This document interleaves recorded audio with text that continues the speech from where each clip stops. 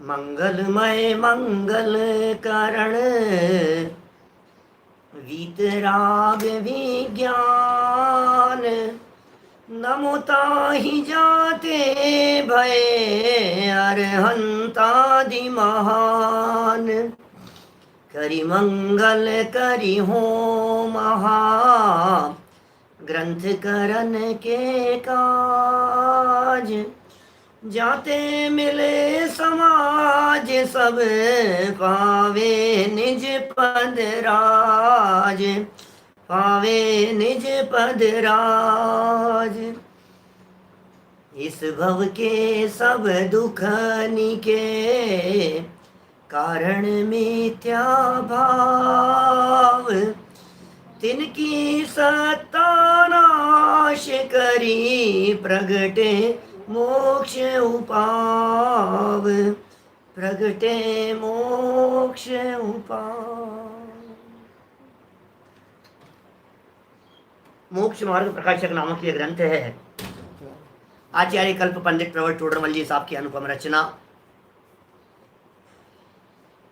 चौथा अधिकार मिथ्या दर्शन, मिथ्या ज्ञान और मिथ्या चारित्र, यही एकमात्र इस जीव के दुखों का मूल कारण है। उनकी सत्ता का नाश किया जाना है। लेकिन जब तक मिथ्या दर्शन ज्ञान चारित्र को पहचाने नहीं, तब तक मिथ्या दर्शन ज्ञान चारित्र का अभाव किस तरह से करे। सो मिथ्या दर्शन की चर्चा विस्तार से हो चुकी, मिथ्या ज्ञान की चर्चा यहाँ की जा रही थी। और मिथ्या ज्ञान की इस चर्चा में कल तक यह बतला दिया जा चुका था कि संशय, विपर्य और अनध्यवसाय, इन तीन रूपों में मिथ्या ज्ञान जगत में पाया जाता है।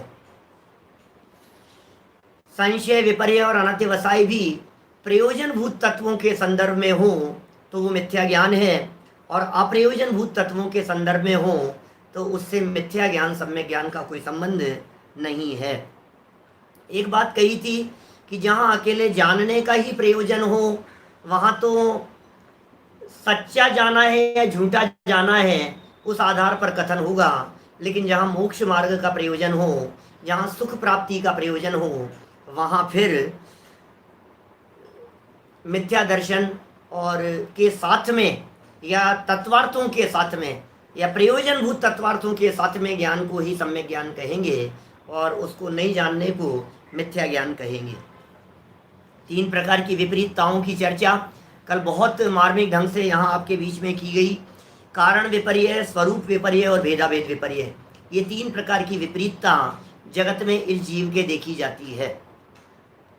कारणों के संदर्भ में जहाँ विपरीतता हो वो कारण विपरीतताएं, स्वरूप के संदर्भ में ही जहाँ गड़बड़ हो, अरे जैसे अन्य मतावलंबियों के यहाँ आत्मा के स्वरूप के बारे में ही गड़बड़ है।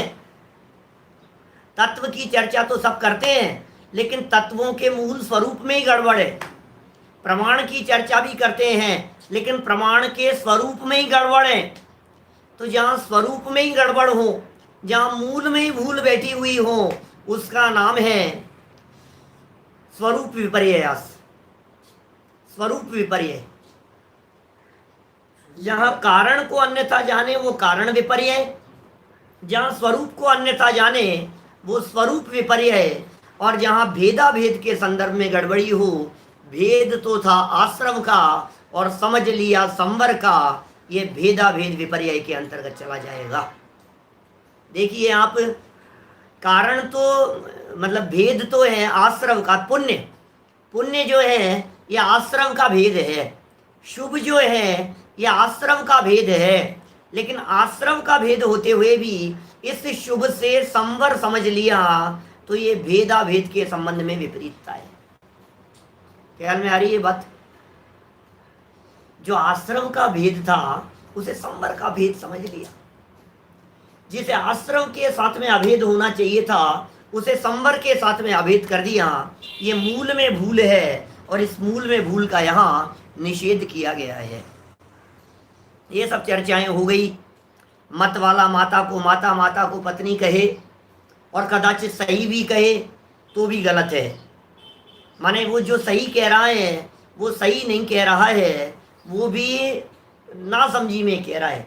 जैसे हम ये टिक वाले जो क्वेश्चन होते हैं ना, ये 4 ऑप्शन होते हैं और उन 4 ऑप्शन में से एक को सही लगाना है, निशान लगाना है। तो हमने फटाफट निशान लगा दिया, आता नहीं था हमारे को और निशान लगा दिया। और 5 क्वेश्चन थे और 5 क्वेश्चनों के अंदर फटाफट टिक लगाना था। हमें 5 में से एक भी नहीं आता हो और 5 के अंदाजे से टिक लगा देने पर सब कदाचित सही हो जावे, तो दुनिया में देखने वाले व्यक्ति क्या कहें, बहुत इंटेलिजेंट है भाई साहब, बहुत इंटेलिजेंट है। लेकिन सच्चाई क्या है? सच्चाई ये है कि इंटेलिजेंसी 0 है। तो फिर सही कैसे हो गया? कि सही तो भ्रम से हो गया, सही तो धोखे से हो गया। ऐसे ही शराबी व्यक्ति शराब के नशे में सही कह रहे हैं, तो है तो नशे में वो व्यक्ति। अब चूंकि वो व्यक्ति नशे में है, इसलिए जो भी बोलता है उसका सब कुछ बोलना झूठ ही कहलाएगा, उसके बोलने में सच्चाई रंच मात्र भी नहीं है ना। अब नया एक प्रश्न उठा रहे हैं, मार्मिक प्रकरण है कि इस प्रकार मिथ्या दृष्टि के ज्ञान को मिथ्या ज्ञान कहते हैं। ये तो हो गया, प्रश्न उठाया मिथ्या ज्ञान का कारण कौन। थोड़ा सा विषय मार्मिक है, प्रयोजनभूत है, समझने जैसा है, बहुत अच्छे टेक्निकल ढंग से टोडरमल जी ने इस बात को समझाया है। मिथ्या ज्ञान का कारण कौन, कि ज्ञान मिथ्या क्यों हुआ, आखिर इसका कारण कौन है। तो समाधान करते हैं, 86 नंबर पेज है। समाधान करते हुए कहते हैं, मोह के उदय से। मिथ्या ज्ञान का कारण पूछ रहे हैं, ज्ञान में विपरीतता का कारण पूछ रहे हैं। ज्ञान में विपरीतता किस वजह से आई? ज्ञान में विपरीतता ज्ञानावरणी कर्म से है, या ज्ञान में विपरीतता दर्शनावरणी कर्म से है, या ज्ञान में विपरीतता दर्शन मोह से है। ज्ञान में विपरीतता का असली कारण क्या है? ये कह रहे हैं जो मिथ्यात्व भाव हुआ ना मोह के उदय से, वो सम्यक्त्व नहीं होता। मोह के उदय से जो मिथ्यात्व भाव होता है या मोह के उदय से जो सम्यक्त्व नहीं होता है, वह इस मिथ्या ज्ञान का कारण है। आपको लगेगा देखने में तो यार ज्ञान का कारण बतला रहे हो और मिथ्यात्व है श्रद्धा की विपरीतता, तो श्रद्धा की विपरीतता को ज्ञान का कारण बतला रहे हो आप। थोड़ा सा उपयोग एकाग्र करके समझने का प्रयास करना, विषय थोड़ा सा मार्मिक है। श्रद्धा की विपरीतता की बात कर रहे हैं और श्रद्धा की विपरीतता को ज्ञान की विपरीतता का हेतु बतला रहे हैं। प्रॉब्लम श्रद्धा में है ना, प्रॉब्लम तो गलत माना है ना, मानने में गड़बड़ है ना। तो मानने में गड़बड़ी को ज्ञान की विपरीतता का कारण क्यों कह रहे हो? टोडरमल जी का एग्जाम्पल बड़ा गजब का है। जैसे विष के संयोग से भोजन को भी विष रूप कहते हैं। बोलो, जहर है, कोई व्यक्ति दूध पी, जहर है। वज्रसेन जी भाई साहब, वज्रसेन जी साहब क्या कह रहे हैं? जहर है, जहर। किसको कह रहे हैं जहर? भोजन में जहर की बूंद मिल गई हो तो उसको एक बूंद को जहर नहीं कहते, पूरे भोजन को ही जहर कह दिया जाता है।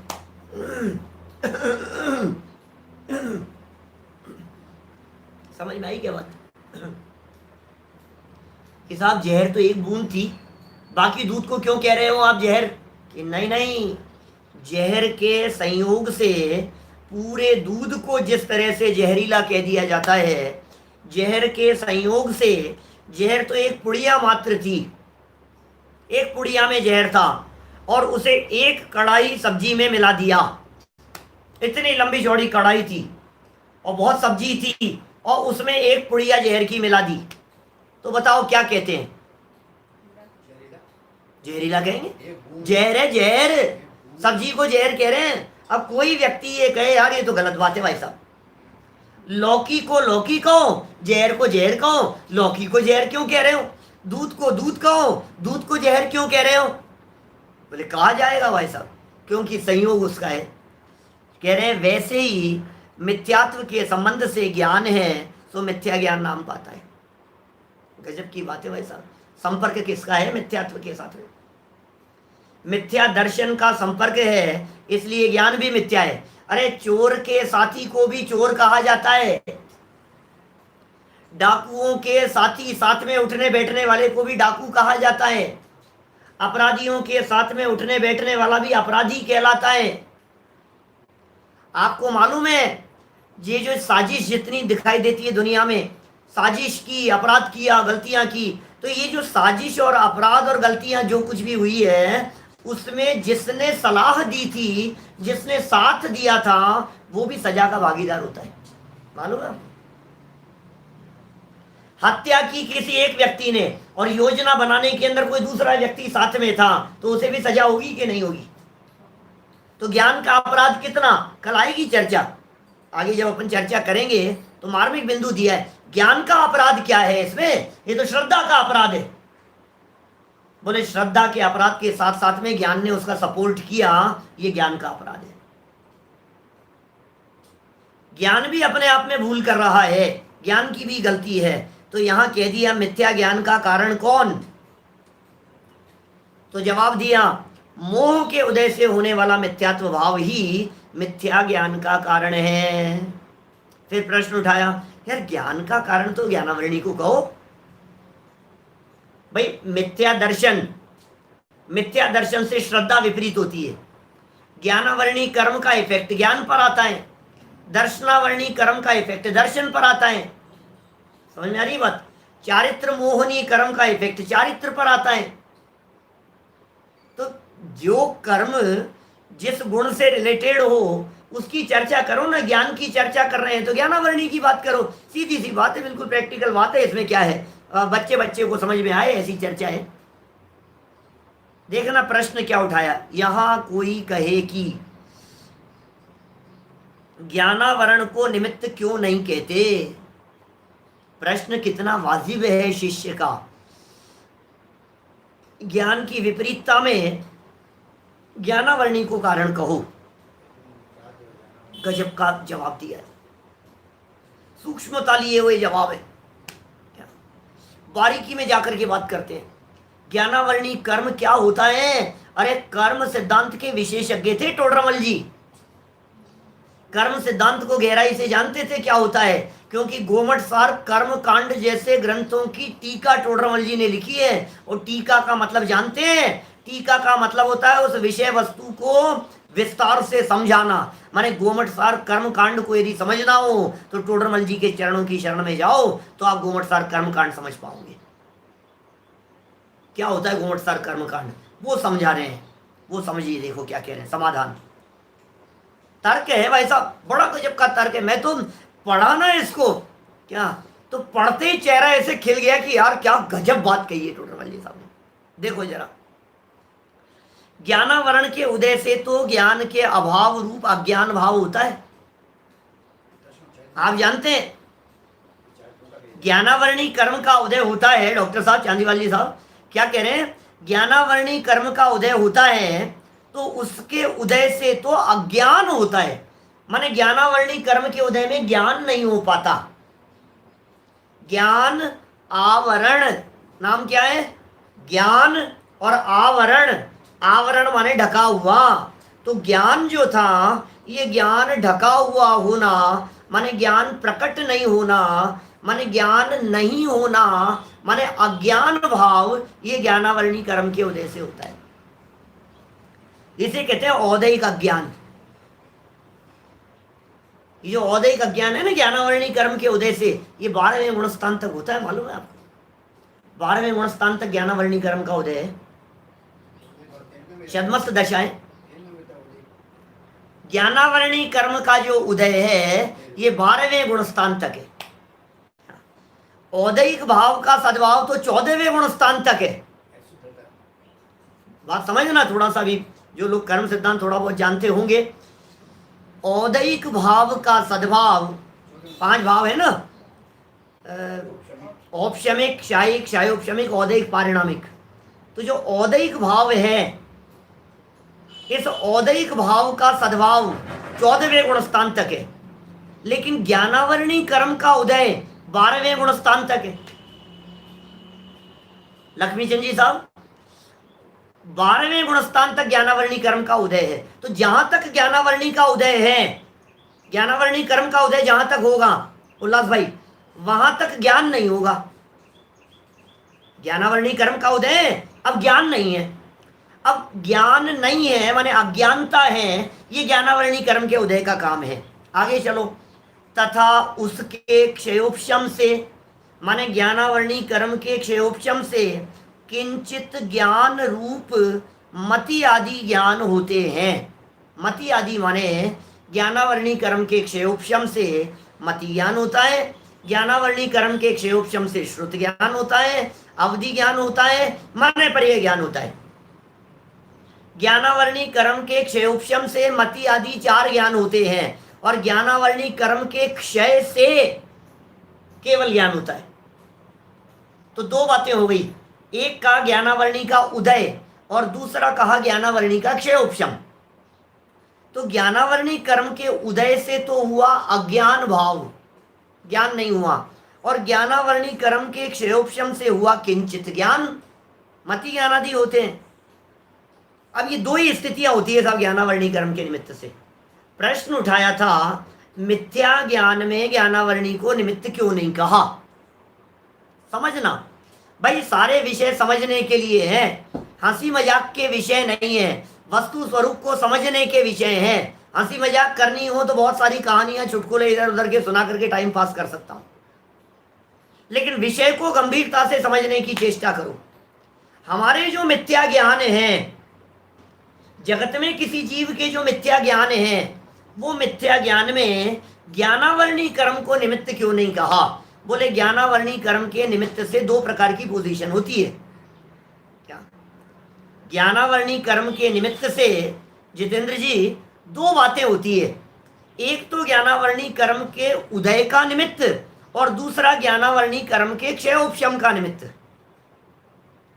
ज्ञानावरणी कर्म के जब उदय का निमित्त होता है तब तो अज्ञान दशाएं, और ज्ञानावरणी कर्म के क्षयोपशम का जब निमित्त होता है तो मति श्रुत अवधि और मने पर्याय ज्ञान होता है। क्या समझ में आ रही है? मति श्रुत अवधि मने पर्याय जो ज्ञान हुआ, ये ज्ञान का होना ये ज्ञानावरणी के क्षयोपशम से, और ज्ञान का ढकना ये ज्ञानावरणी कर्म के उदय से। तो मतलब ज्ञानावरणी कर्म के निमित्त से ये 2 काम हुए, बराबर। अब देखो तर्क क्या दे रहे हैं, यदि इनमें से किसी को मिथ्या ज्ञान और किसी को सम्यक ज्ञान कहें, बोलो 2 बातें कही ना, इन दोनों में से ज्ञानावरणी कर्म के उदय को मिथ्या ज्ञान कहो और ज्ञानावरणी कर्म के क्षयोपशम को सम्यक ज्ञान कहें। इन 2 में से 2 कौन कौन से? ज्ञानावरणी का उदय और ज्ञानावरणी का क्षयोपशम, ये 2 हैं। ज्ञानावरणी कर्म का उदय और ज्ञानावरणी कर्म का क्षयोपशम, ये 2 हैं। इन 2 में से किसी को, इनमें से किसी को मिथ्या ज्ञान और किसी को सम्यक ज्ञान कहें तो ये दोनों ही भाव मिथ्या दृष्टि तथा सम्यक दृष्टि के पाए जाते हैं। समझ में आ रही है? माने ज्ञानावरणी कर्म का उदय मिथ्या दृष्टि के भी है और सम्यक दृष्टि के भी है, ज्ञानावरणी कर्म का क्षयोपशम मिथ्या दृष्टि के भी है और सम्यक दृष्टि के भी है। समझ में आ रही है क्या बात? ज्ञानावरणी कर्म का जो उदय है और ज्ञानावरणी कर्म का जो क्षयोपशम है, ये पहले गुणस्थान से लेकर 12वें गुणस्थान तक सब जीवों के पाया जाता है। क्या ज्ञानावरणी कर्म का उदय, बोलो एकेंद्रीय जीव के ज्ञानावरणी कर्म का उदय है या नहीं है? ये है बराबर। और मुनिराजों के ज्ञानावरणी का उदय है या नहीं है? कि उनके भी है। कि श्रेणी चढ़ने वालों के ज्ञानावरणी कर्म का उदय है कि नहीं है? कि उनके भी है। कि मनुष्य तिर्यंश देव नारकियों के ज्ञानावरणी का उदय है या नहीं है? कि उनके भी है।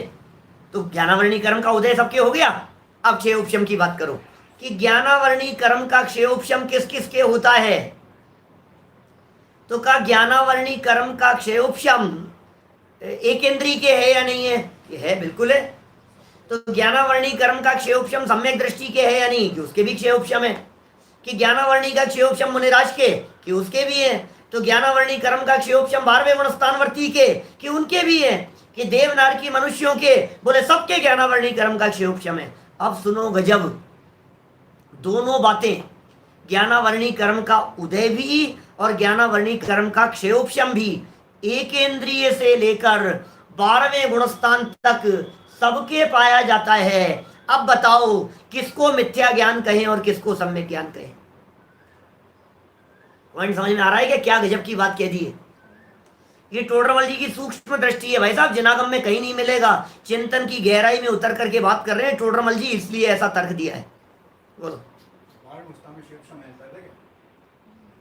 एकेंद्रीय के भी क्षयोपशम है। अरे यदि एकेंद्रीय के क्षयोपशम नहीं मानेंगे तो इतनी बड़ी प्रॉब्लम आ जाएगी विजय भाई मेहता। क्या कह रहे हैं? इतनी बड़ी प्रॉब्लम आ जाएगी, एकेंद्रीय के क्षयोपशम नहीं मानने पर जड़ हो जाएगा। या तो उसके जड़ मानो एकेंद्रीय को, या उस एकेंद्रीय के केवल ज्ञान मानो। दो स्थितियां होती है सुनील जी भाई साहब। या तो एकेंद्रीय के मानो केवल ज्ञान हो गया, एकेंद्रीय जीव पृथ्वी कायिक जल कायिक, या तो मानो इसको केवल ज्ञान हो गया। और यदि आप एकेंद्रीय जीव के केवल ज्ञान नहीं मान रहे हो तो क्षयोपशम मानना पड़ेगा कि नहीं साहब हम तो उदय मानेंगे। बोले उदय 100% यदि हो जावे तो एकेंद्रीय जीव जड़ हो जाए। एकेंद्रीय जीव के जड़ होने का प्रसंग आ जाएगा। बोलो तो एकेंद्रीय, अरे भाई ये ज्ञानावरणी कर्म का स्वरूप ही ऐसा ही है। क्षयोपशम रूपी दशा होती है सर्व जीवों के, छद्मस्त जीवों के। 100% उदय उदय उदय उदय उदय, सिर्फ उदय हो और क्षयोपशम नहीं हो एकेंद्रीय जीवों के, तो वो बेचारा जड़ हो गया, अचेतन हो गया। मतलब ज्ञान का थोड़ा बहुत उघाड़, ज्ञान की थोड़ी बहुत प्रकटता कंपलसरी है। ज्ञान की प्रकटता होगी होगी, 100% ज्ञान की प्रकटता चाहिए। यदि ज्ञान की प्रकटता थोड़ी बहुत भी नहीं मानेंगे तो अनर्थ हो जाएगा। क्या सुरेश जी भाई साहब कलकत्ता से क्या कह रहे हैं? बोलो कितना मार, ये टोडरमल जी का चिंतन इतना गजब का है। आज यदि टोडरमल जी ये बात यहां नहीं कहते तो मैं तो अपनी बात कहता हूं, मैं इस गहराई में जाकर के नहीं सोच सकता था। मैं तो मेरी बात कहता हूं। पूछ लो जरा दुनिया में किसी से कि कोई व्यक्ति इतनी गहराई में जाकर के बात कर सके कि साहब ज्ञानावरणी कर्म को कारण कहो, निमित्त कारण कहो, सब ज्ञानावरणी कर्म को मिथ्या ज्ञान का निमित्त कारण कहो। कैसे कहें? ज्ञानावरणी कर्म से तो दो पोजीशन होती है, ये बतलाओ हमारे को। सिर्फ दो पोजीशन होती है ज्ञानावरणी कर्म से, या तो ज्ञानावरणी का उदय होता है या ज्ञानावरणी का क्षयोपशम होता है। ज्ञानावरणी के उदय से होता है अज्ञानपना, मिथ्या ज्ञान नहीं। ज्ञानावरणी कर्म के उदय से मिथ्या ज्ञान नहीं होता। ज्ञानावरणी कर्म के उदय से मिथ्या ज्ञान होने लग जावे तब तो भावलिंगी संतों के, अरे रिद्धिधारी मुनिराज, मने पर ये ज्ञान रिद्धिधारी मुनिराज, जो कि नियम से सम्यक ज्ञान है, मिथ्या ज्ञान होता ही नहीं है। मिथ्या ज्ञान मानना पड़ेगा। ज्ञानावरणी कर्म के उदय से मिथ्या ज्ञान मानोगे तो अज्ञान है, मिथ्या ज्ञान नहीं है। आप जानते हैं अज्ञान और मिथ्या ज्ञान में क्या फर्क है? क्या?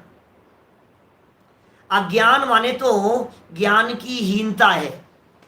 क्या? क्या? ज्ञान की हीनता है अज्ञान माने, ज्ञान का अभाव नहीं है। ज्ञानावरणी कर्म ऐसा कर्म है, ज्ञानावरणी दर्शनावरणी अंतराय, इन तीनों कर्मों में उपशम भी नहीं होता। ज्ञानावरणी कर्म, दर्शनावरणी कर्म, अंतराय कर्म, इन तीनों कर्मों में उपशम भी नहीं होता।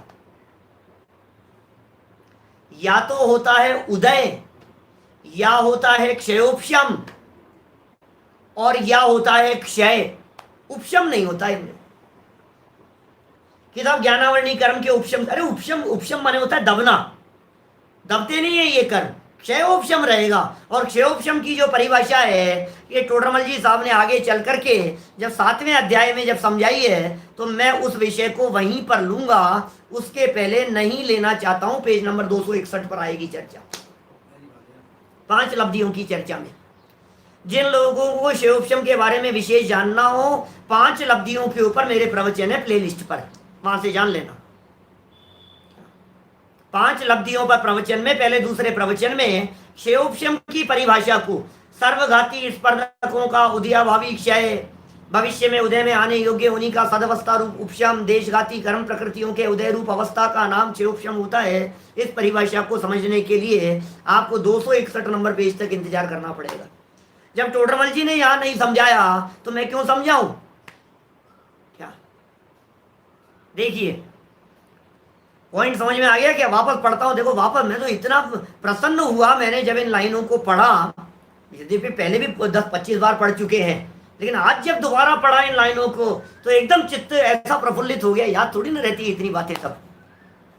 देखिए, ज्ञानावरण को निमित्त क्यों नहीं कहते? जवाब सुनिए। ज्ञानावरण के उदय से तो ज्ञान के अभाव रूप अज्ञान भाव होता है, तथा ज्ञानावरण के क्षयोपशम से किंचित ज्ञान रूप मति श्रुत अवधि मने पर ये ज्ञान होते हैं। 2-4 शब्द अपनी तरफ से जोड़ दिए मैंने। यदि उनमें से किसी को मिथ्या ज्ञान, किसी को सम्यक ज्ञान कहें, किसी को माने या तो उदय को या क्षयोपशम को सम्यक ज्ञान कहें या मिथ्या ज्ञान कहें, तो ये दोनों ही भाव मिथ्या दृष्टि के भी हैं तथा सम्यक दृष्टि के भी पाए जाते हैं। इसलिए उन दोनों के मिथ्या ज्ञान तथा सम्यक ज्ञान का सद्भाव हो जाएगा और वह सिद्धांत से विरुद्ध होता है। इसलिए ज्ञानावरण का निमित्त नहीं बनता। इसलिए ज्ञानावरण कर्म का निमित्त नहीं बनता। क्या ज्ञानावरण कर्म के को हम निमित्त नहीं कह सकते। फिर पूछता है, गजब के प्रश्न उठाए टोडरमल जी के प्रश्न, तो देखो आप क्या कहते हैं। फिर पूछते हैं कि रस्सी सर्पादिक के अयथार्थ यथार्थ ज्ञान का कारण कौन है? बतलाओ, ये कारण कौन है? थी तो रस्सी और समझ लिया उसको सांप, इसमें क्या कारण है? कौन कारण है? प्रश्न उठ रहा है, बिल्कुल सही बात है। ये रस्सी थी और वो रस्सी की जगह हमारे को वो सांप दिखाई दे रहा है, इसमें कौन कारण बन गया है? ये बताओ। रस्सी के सांप दिखाई देने में कौन कारण बन गया है? जो कारण रस्सी के सर्प जानने में कारण बना हो, कह रहे उसी ही को जीवादि तत्वों के अयथार्थ यथार्थ ज्ञान का कारण कह दो। सीधी सी बात है। ऐसा क्यों नहीं कहते हो? गजब का तर्क और प्रश्न टोडरमल जी का है। मोटी बुद्धि से समझते हैं भैया हम तो। हमें तो एक बात बतलाओ, ये जो जीव था, ये जीव इसने रस्सी को सांप समझ लिया, बराबर? गलत समझ लिया ना? थी रस्सी, समझ लिया सांप। अब जो सांप समझ में आया है, रस्सी की जगह उसको जो सांप दिखाई दे रहा है, इसके पीछे क्या कारण है? जो इसके पीछे कारण होगा, हम ये कह रहे हैं उसी को, जो इसके पीछे कारण है उसी को आप तत्वार्थों के यथार्थ अयथार्थ का कारण कह दो। ये टोडरमल जी का प्रश्न है। टोडरमल जी ने खुद ने उठाया है प्रश्न विषय वस्तु को स्पष्ट करने के लिए, और जवाब है मार्मिक। सुनो जरा। जानने में जितना अयथार्थपना होता है उतना तो ज्ञानावरण के उदय से होता है, बराबर? जितना भी जानने में अयथार्थपना हुआ ना, समझ लो आज चक्षु इंद्री से अयथार्थ जानना हुआ, कर्णेंद्री से बोला था कुछ और सुन लिया कुछ, अयथार्थ जानना हुआ, स्पर्शन इंद्री से अयथार्थ जानना हुआ, कुछ का कुछ दिख गया, पढ़ने में गलत पढ़ने में आ गया है, गलत समझ में आ रहा है, कोई विषय वस्तु समझाई जा रही है और वो समझ में नहीं आ रही है, तो ये कह रहे हैं उसमें तो ज्ञानावरण के उदय से होता है। जिस भी पदार्थ के बारे में बात कर रहे हैं, जानने में जो गलत जानने में आया, था तो रुमाल और जान लिया कपड़ा, था तो कपड़ा समझ लिया रुमाल, ज्ञानावरणी कर्म का उदय से होता है। और जो यथार्थपना होता है उतना ज्ञानावरण के क्षयोपशम से होता है। जितना सही सही पकड़ में आ रही है, ये पंखा है बराबर पकड़ में आ गई, ये सोफा है बराबर पकड़ में आ गई, बोले ये टेबल है, ये ग्रंथ है, तो बोले ये जो ग्रंथ आपके समझ में आया कि ये ग्रंथ है, ये ज्ञानावरणी कर्म का क्षयोपशम है, इसलिए आप इसको ग्रंथ समझ पा रहे। ज्ञानावरणी कर्म का क्षयोपशम है, इसलिए विषय वस्तु बराबर पकड़ में आ रही है। ज्ञानावरणी कर्म का क्षयोपशम होता है उतना यथार्थ जानना होता है, और जितना अयथार्थ जानना हुआ उतना ज्ञानावरणी कर्म का उदय होता है। बोलो, दोनों वाक्य समझ में आ गए कि नहीं? सरल वाक्य है। जानने में जितना अयथार्थपना होता है, जानने में अयथार्थ माने झूठा, गलत, सही नहीं है, गलत जानने में आ गया, उतना तो ज्ञानावरण के उदय से होता है, और जो यथार्थपना होता है उतना ज्ञानावरण के क्षयोपशम से होता है। क्या? जैसे कि रस्सी को सर्प जाना। अब रस्सी को सर्प कैसे जाना? बोले वहां यथार्थ जानने की शक्ति, शक्ति शब्द दे रहे हैं। क्या? गलत जानने में दर्शनावरणी कर्म निमित्त नहीं है। दर्शनावरण जो कर्म है ना, वो दर्शनावरण कर्म तो अचक्षु दर्शन में, चक्षु दर्शन में, अवधि केवल दर्शन में, केवल दर्शन तो हटाओ, मतलब इन सबके क्षयोपशम आदि में निमित्त बन रहा है दर्शनावरण कर्म। ज्ञानावरण और दर्शनावरण दो कर्म है ना, तो यहाँ चूंकि ज्ञान का मैटर हो तो ज्ञानावरणी को लगाना, दर्शन माने सामान्य अवलोकन का मैटर हो तो दर्शनावरणी कर्म को लगाना, इतनी बात है। तो यहाँ सामान्य अवलोकन का मैटर नहीं है, यहाँ जानने का मैटर है, इसलिए ज्ञान की बात की जा रही है। जैसे रस्सी को सर्प जाना, वहां यथार्थ जानने की शक्ति का बाधक कारण क्या है? बाधक कारण है उदय, कर्म का उदय था, इसलिए अयथार्थ जानता है। रस्सी को सांप क्यों जान लिया तूने? क्योंकि सही जानने के लिए बाधक कारण था ज्ञानावरणी का उदय। अब ज्ञानावरणी का उदय आने की वजह से रस्सी तेरे को रस्सी नहीं दिखाई दे रही, कुल मिलाकर के बातें। अब सांप जाना कि जो कुछ भी जाना वो अलग मैटर है, रस्सी को नहीं जानना, रस्सी ज्ञान का विषय नहीं बन पाई, ये ज्ञानावरणी कर्म का उदय। क्योंकि ज्ञान आवरण नहीं जानना, ये ज्ञानावरण का काम है, जानने में नहीं आने देना, ये ज्ञानावरणी कर्म का काम है। ज्ञानावरणी कर्म का उदय आएगा तो जान नहीं पाएगा। तो रस्सी थी और रस्सी जानने में नहीं आ रही है, तो जो रस्सी जानने में नहीं आ रही है ये ज्ञानावरणी कर्म का उदय है, बराबर। तथा नीचे से तीसरी लाइन, 86 पेज पर नीचे से तीसरी लाइन, तथा रस्सी को रस्सी जाना, रस्सी को रस्सी जाना वहां यथार्थ जानने की शक्ति का कारण है क्षयोपशम है, इसलिए यथार्थ जानता है, बराबर। उसी प्रकार जीवादि पदार्थों को यथार्थ जानने की शक्ति होने या न होने में तो ज्ञानावरणी का निमित्त है। जीव अजीव आश्रव बंध संवर निर्जरा मोक्ष, क्या? जीव अजीव आश्रव बंध संवर निर्जरा मोक्ष 7 तत्व हैं। अब इन 7 तत्वों को यथार्थ जानने की शक्ति होने नहीं होने में तो ज्ञानावरणी कर्म का काम है। समझ में आ रही है? यहाँ शक्ति बहुत इंपॉर्टेंट शब्द है। शक्ति इसलिए कह रहे हैं कि एक इंद्रिय से लेकर असेनी पंचेंद्रिय तक के जीवों में जीवादि 7 तत्वों को यथार्थ जानने की शक्ति ही नहीं है, तो कौन से कर्म का उदय? ज्ञानावरणी कर्म का उदय। बोलो, समझ में आ रही है बात? ज्ञानावरणी कर्म का उदय है वहां, माने ज्ञानावरणी कर्म के उदय की वजह से 4 इंद्रिय जीव सम्यक दर्शन नहीं ले सकता, असैनी पंचेंद्रिय जीव को सम्यक ज्ञान नहीं हो सकता, ज्ञान में ही प्रॉब्लम है उसके। ज्ञानावरणी कर्म के उदय को निमित्त कहेंगे।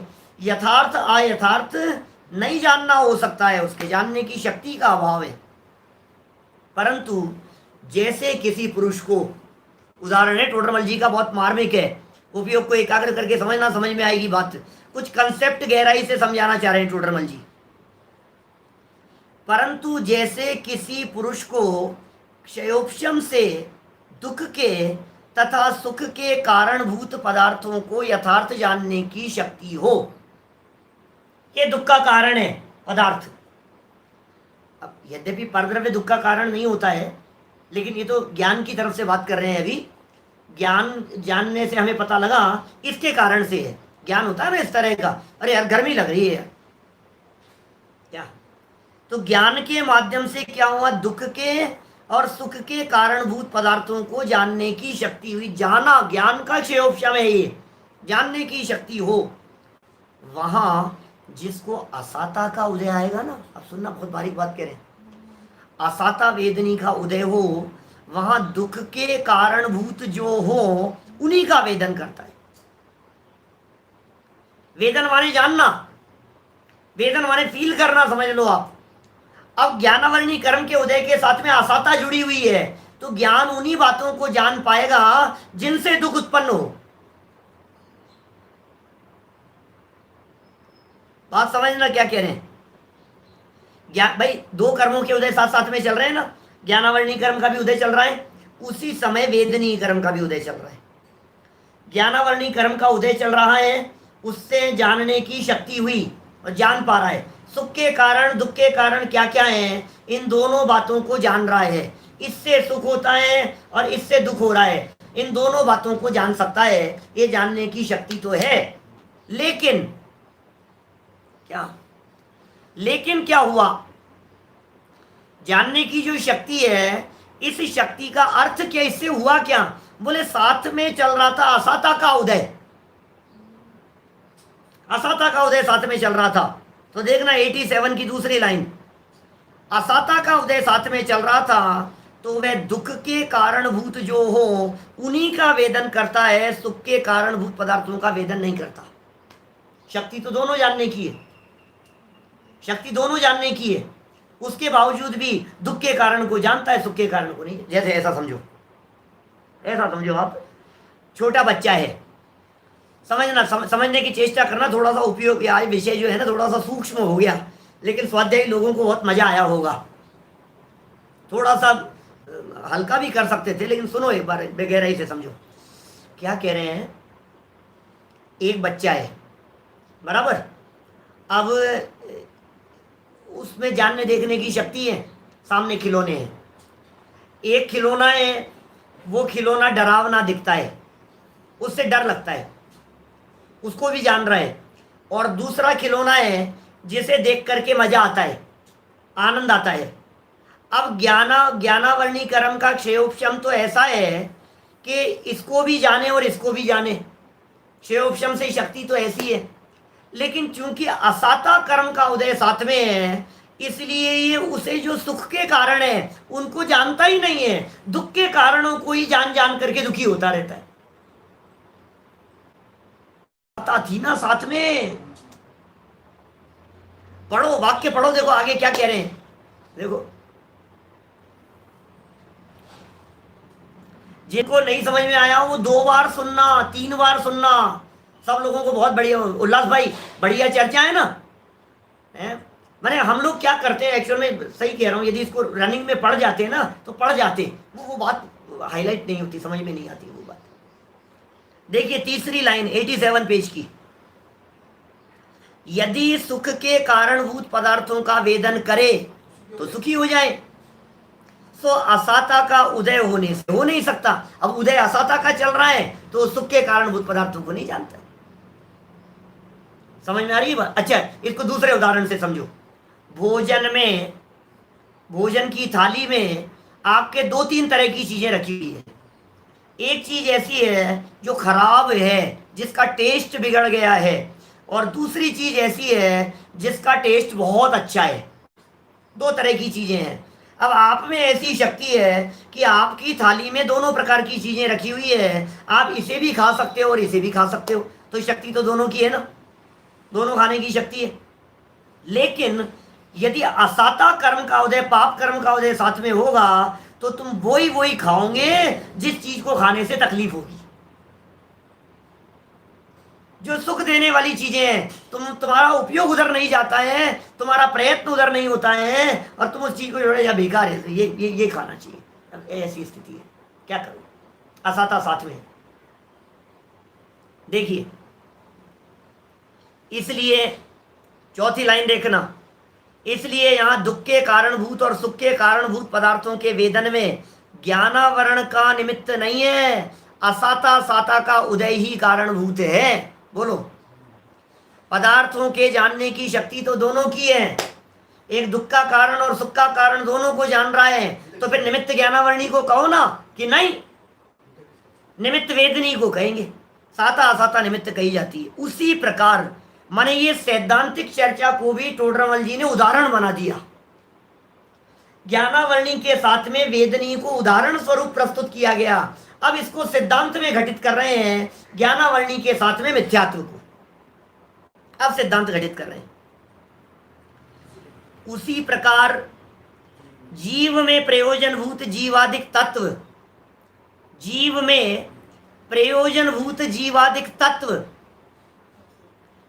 तथा अप्रयोजनभूत अन्य को यथार्थ जानने की शक्ति होती है।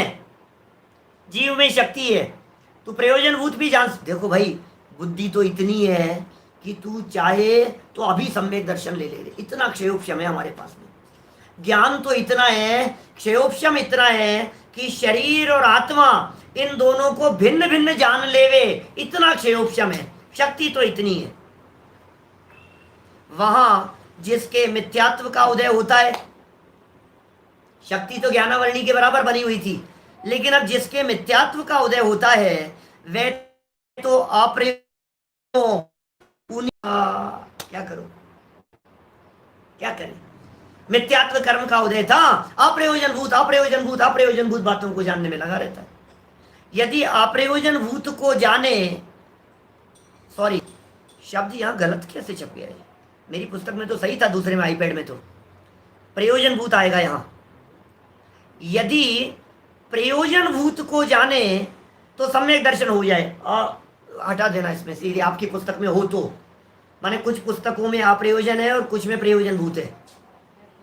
पेज नंबर 87 पर 1 2 3 4 5 6 7 8 8वीं लाइन है ऊपर से। अप्रयोजनभूत शब्द ऊपर नीचे दोनों लाइनों में है, ध्यान रखिएगा कहीं गड़बड़ नहीं हो जाए। अप्रयोजनभूत ऊपर वाली लाइन में भी है और अप्रयोजनभूत नीचे वाली लाइन में भी है। नीचे वाली लाइन में आ हटाना है आपको, यदि आपकी पुस्तक में हो तो, है ना, मिसप्रिंट है वो, और आप लोगों की किताब में सही भी हो सकता है, क्योंकि मेरे पास दूसरी किताब जिससे सुबह देख रहा था उसमें सही था। यदि प्रयोजनभूत को जाने तो सम्यक दर्शन हो जाए, परंतु वह मिथ्यात्व का उदय होने पर हो नहीं सकता। क्या नीचे से तीसरी लाइन वाला गलत है, नीचे से चौथी लाइन वाला क्या, मिथ्यात्व का उदय होने पर हो नहीं सकता, इसलिए यहाँ प्रयोजनभूत और अप्रयोजनभूत पदार्थों को जानने में ज्ञानावरण का निमित्त नहीं है, मिथ्यात्व का उदय अनुदय ही कारणभूत है। ये पूरा प्रकरण आज जो प्रश्न उठाया ना हमने, प्रवचन की हेडिंग में भी जो प्रश्न दिया है, ज्ञान के मिथ्यापन का कारण कौन, मिथ्या ज्ञान का असली कारण कौन, पूरा प्रकरण आज ये जो पूरा एक पेज बतलाया है, ये पूरा का पूरा पेज 100% इसी बात को समझाने के लिए है कि ज्ञान के मिथ्यापन का कारण, ज्ञान के मिथ्यापन का कारण ज्ञानावरणी कर्म का निमित्त नहीं है, अपितु साथ में वर्तता हुआ मिथ्यात्व, उसमें मिथ्यात्व का उदय और अनुदय उसमें कारणभूत है। कितना गजब का प्रकरण समझाया है पंडित जी ने। एक एग्जाम्पल दे दिया वेदनीय कर्म के साथ का, साता असाता। भाई इसे जानना तो जानना है साहब, फिर इसको जानने से दुख क्यों हुआ, जानना तो जानना है, इसे जानने से सुख क्यों हुआ, कि साथ में वेदनीय भी था। जानने से जो तुझे सुख दुख हो रहा है ना, एक पिक्चर देखी आपने और आपका दिमाग खराब हो गया, और एक पिक्चर देखी आपने और आपको बहुत अच्छा लगा, थिएटर के अंदर एक प्रोग्राम देखा आपको बहुत अच्छा लगा, और एक प्रोग्राम देखा आपने और आपका दिमाग खराब हो गया। अब हम ये पूछ रहे हैं, जानना तो दोनों में एक जैसा था, जानने में कहां फर्क था। असाता यदि कारण बन जाएगा और साता वेदनी यदि साथ में थी तो वही जाना सुख का कारण बन जाएगा। तो ऐसा क्यों कह रहे हो, ऐसा इसलिए कह रहे हैं क्योंकि ज्ञानावरणी कर्म के साथ साथ में मिथ्यात्व साथ में, मिथ्यात्व का जहर मिला है। अब मिथ्यात्व का जहर चूंकि ज्ञान के साथ में मिल गया है, इसलिए उस मिथ्यात्व को, उस ज्ञान को भी, ज्ञान के साथ में मिथ्यात्व का जहर मिला। सुनना, धैर्य से सुनना, धीरे धीरे सुनना। ज्ञान के साथ में मिथ्यात्व का जहर मिला, तो जहरीला तो मिथ्यात्व ही है। अब बताओ ज्ञान को जहरीला कहें कि नहीं कहें, ज्ञान को भी जहरीला कहेंगे। भोजन में जहर मिला तो जहर तो जहरीला है, भोजन को जहरीला क्यों कहा, क्योंकि साथ में मिल गया। तो ज्ञान है, लेकिन उस ज्ञान में चूंकि मिथ्यात्व मिलावट थी, मिथ्यात्व साथ में था, इसलिए उस ज्ञान को भी मिथ्या ज्ञान कहा जाता है। इसलिए आज की चर्चा का सार यह है कि ज्ञान के मिथ्यापन में ज्ञानावरणी कर्म निमित्त नहीं है, ज्ञानावरणी का उदय भी निमित्त नहीं है, ज्ञानावरणी का क्षयोपशम भी निमित्त नहीं है, और दर्शनावरणी कर्म का तो कुछ लेना देना ही नहीं है। मोहनी कर्म का उदय और अनुदय ही उसमें निमित्त भूत होता है। इस तरह की मार्मिक चर्चा आज यहां की गई है। अभी इसी विषय में थोड़ा सा और है, पढ़ दूं क्या? एक पैराग्राफ और है, विषय थोड़ा सा इसी से जुड़ा हुआ है, पढ़ देता हूं, फिर कोई विशेष होगी तो कल कर लूंगा चर्चा, है ना। देखो, यहां ऐसा जानना कि जहां एकेंद्रीय आदि में जीवादि तत्वों को यथार्थ जानने की शक्ति ही न हो, वहां तो ज्ञानावरणीय का उदय और मिथ्यात्व साथ में है। मिथ्या दर्शन दोनों को निमित्त कहेंगे, एक इंद्रिय आदि है बेचारे, उनमें तो शक्ति ही नहीं थी। तथा जहां संगी मनुष्यादिक में क्षयोपशम आदि लब्धि होने से शक्ति हो और न जाने, वहां मिथ्यात्व के उदय का ही निमित्त है। समझ में आ रही है बात?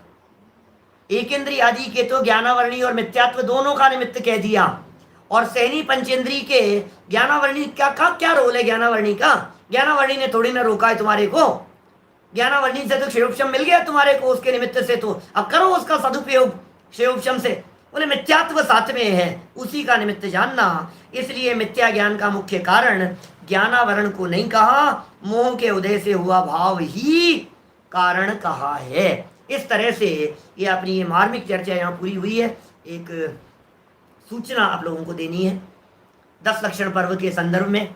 आप लोगों में से बहुत सारे लोग ऐसे होंगे जो गांव-गांव में अपने जिन मंदिरों के अध्यक्ष और मंत्री आदि होंगे। आप सभी को यह बात तो विदित ही है कि टोडरमल महाविद्यालय के माध्यम से, टोडरमल ट्रस्ट के माध्यम से पूरे देश में प्रतिवर्ष लगभग 500 स्थानों पर विद्वान भेजने की व्यवस्था होती है और 10 लक्षण पर्व को बहुत धूमधाम से मनाया जाता है। वर्तमान की परिस्थितियों को देखते हुए यह 10 लक्षण पर्व फिजिकल होना संभव नहीं लग रहा है, जिस तरह के देश में हालात लग रहे हैं। इसलिए ट्रस्ट ने ऐसा निर्णय लिया है कि भाई आपके लिए कुछ व्यवस्था 10 लक्षण पर्व में, जो कि शुरू होंगे अगस्त माह के अंत में, उन 10 लक्षण पर्व में विद्वान की व्यवस्था कैसे की जाए। तो आपके पास से यदि आमंत्रण प्राप्त होता है, जो भी अध्यक्ष मंत्री हैं वे आमंत्रण भेजें हमारे पास में, आपके पास में यदि आमंत्रण प्राप्त होगा तो आपको एक विशिष्ट विद्वान की व्यवस्था आपके नगर के लिए, आपके गांव के लिए वो व्यवस्था कराई जाएगी। आप और आपका विद्वान, जो भी विद्वान होगा, दोनों मिलकर के अपने कार्यक्रम को संचालित करें, ऑनलाइन संचालित करें। वो आपको एक जूम आईडी उसके लिए परचेज करनी होगी, जो कि लंबे समय तक चल सके। वो जूम आईडी आप 100 लोगों के लिए, 300 लोगों के लिए, 500 लोगों के लिए अपने समाज के हिसाब से कर सकते हैं। आपका विद्वान को आप देख पाएंगे और विद्वान आप लोगों को देख पाएगा। जूम एप्लीकेशन के माध्यम से आज के समय में बहुत सारे प्रोग्राम हो रहे हैं, आप पहचान ही रहे हैं। लेकिन गांव एक और विद्वान एक, वो विद्वान उस गांव की व्यवस्थाओं को संभालेगा। तो इस तरह से यदि आप लोगों में से कोई अध्यक्ष मंत्री आदि हों तो इस बात को ध्यान में रखते हुए आमंत्रण भेजें, जिससे विद्वानों की व्यवस्था की जा सके। इस संबंध में हमारे टोडरमल महाविद्यालय के जो प्राचार्य हैं आदरणीय डॉक्टर शांति कुमार जी पाटिल साहब, उन्होंने भी एक विशेष प्रकार की सूचना निकाली है वीडियो के माध्यम से। वो जो वीडियो में पूरी सूचना और पूरी जानकारी है, उसे मैं हमारे मोक्ष मार्ग प्रकाशक के सारे ग्रुपों के ऊपर डाल देता हूँ और हमारा जो टेलीग्राम ग्रुप है उसके ऊपर भी डाल देता हूँ। 3-4 मिनट का यदि वो वीडियो आप सुनेंगे तो आपको विशेष जानकारी प्राप्त होगी। तो जो अध्यक्ष मंत्री हैं विशेष रूप से उनके लिए, और जो समाज का नेतृत्व करते हैं उनके लिए इस प्रकार की सूचना थी। अवश्य अवश्य आप लाभ लेवें। जय जय। निज निधि निज में